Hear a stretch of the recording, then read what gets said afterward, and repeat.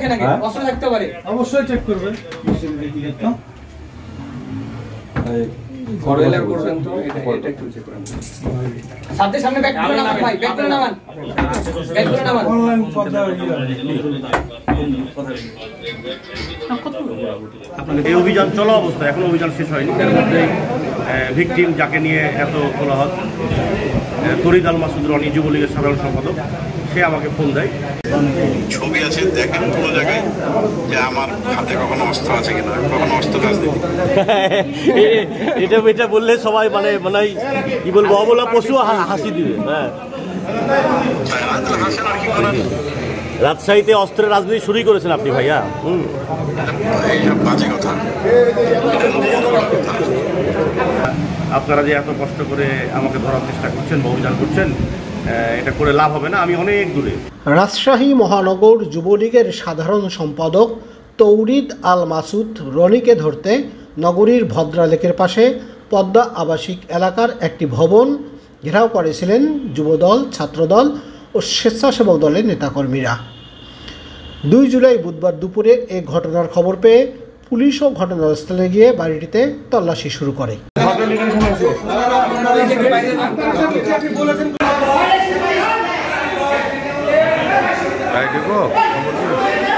ভালো আছে ভাই।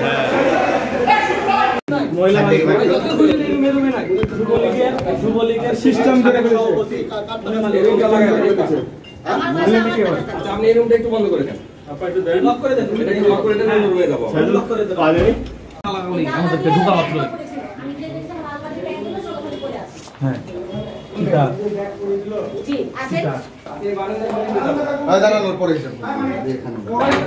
আসছি কথা বলতে দেন। আমরা দেখতেছি আপনারা যেটা সন্দেহ করছেন, আমরা অবশ্যই দেখব সেটা পুরোপুরি দেখব। লুঙ্গি দেখেন বিল্ডিং এ স্যার তো ভালোভাবে চেক করে যে অস্ত্র থাকতে পারে, সে যদি এখানে থাকে তাহলে অস্ত্র আছে। ও না, আপনি অবশ্যই হ্যাঁ অস্ত্র থাকতে পারে, এরকম অনেকবার আপনারা হকিলে গেটের সামনে দাঁড়িয়ে থাকেন আর লোক ঢুকান কারে করে। অভিযান চলাকালে জেলা যুবদলের সিনিয়র যুগ্ম আহ্বায়ক ফয়সাল সরকার ডিকোর হোয়াটসঅ্যাপ নম্বরে ফোন করেন যুবলীগ নেতা রনি। বলেন, এত কষ্ট করছেন, আমি আপনাদের থেকে অনেক দূরে, আমাকে খুঁজে লাভ হবে না, পাবেন না। ছবি আছে দেখেন কোনো জায়গায় যে আমার হাতে কখনো অস্ত্র আছে কিনা, কখনো অস্ত্র রাজনীতি। এটা বললে সবাই মানে কি বলবো, অবলা পশু হাসি দিবে। হ্যাঁ, হাসেন আর কি করেন। রাজশাহীতে অস্ত্রের রাজনীতি শুরু করেছেন আপনি ভাইয়া। এইসব বাজে কথা। ঠিক আছে, উপরে আল্লাহ আছে, সত্য মিথ্যা আল্লাহ দেখেছে, আল্লাহ জানে।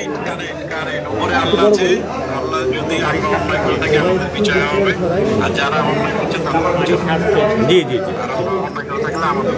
জি জি ভাইয়া, ঠিক আছে।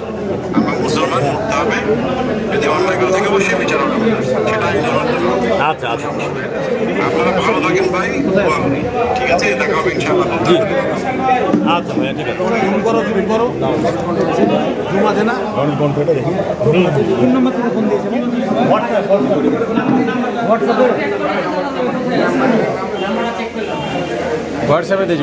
এখানে আমি যখন খবর পেয়ে এখানে আসি, আমাদের দলীয় এবং সাধারণ ছাত্রী থেকে শুরু করে একজন সমন্বয়কও আছে, অনেক ভিড় ছিল। তখন আমরা এখানে আসার পরে সাংবাদিক এবং পুলিশকে ইনফর্ম করি।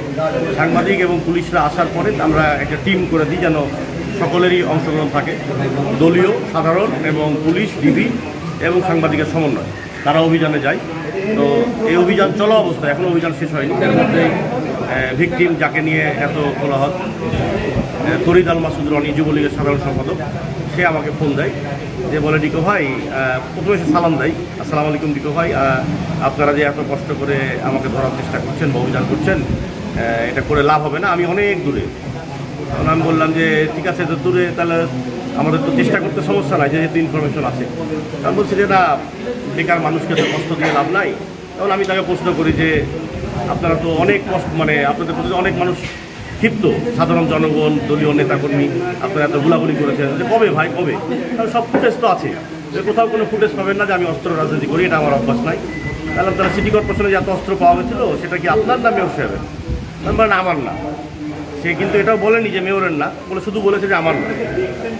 তাহলে সিটি কর্পোরেশন কি মানে অস্ত্র নিয়ে অস্ত্র উন্নয়ন কোনো কার্যক্রম করে কিনা, কর্পোরেশনে এত অস্ত্র পাওয়া যাবে কেন? আমি এটা আমার জানা নাই। আমি বললাম যে ভাই উপরে আল্লাহ আছে, কি করেছেন না করেছেন আল্লাহ দেখেছে, আল্লাহ বিচার করবে ইনশাআল্লাহ। এখন আপনারা তাকে আত্মসমর্পণের কথা নাকি যিনি বলছেন, দিয়ে আমি বললাম যে তাহলে আপনি যদি আপনার কনফিডেন্স থাকে তাহলে আপনি আত্মসমর্পণ করেন।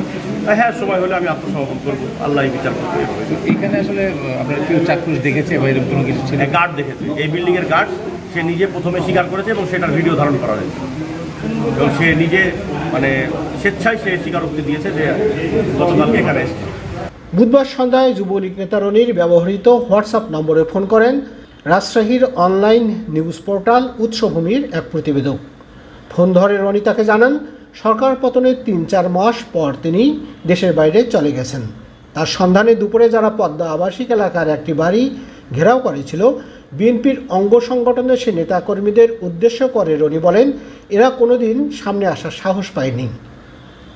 এখন ফাঁকা মাঠে না জেনে শুনে অযথা একটি বাড়ি এভাবে ঘেরাও করেছে।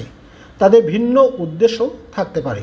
তাদের এসব কর্মকাণ্ডের জন্য দেশের মানুষ এখন আওয়ামী লীগ ও বিএনপি জামাতের মধ্যে পার্থক্য বুঝতে পারছে। রনি বলেন এখন দেশে সুবিচার নেই। আমাদের নেত্রী শেখ হাসিনা ও নেতা AHM খায়রুজ্জামান লিটন যেদিন বলবেন সেদিনেই দেশে ফিরব। যদি অন্যায় কোনো করে থাকি সুশাসন ফিরলে শাস্তি হবে। অল্প সময়ের মধ্যেই সবার সঙ্গে দেখা হবে।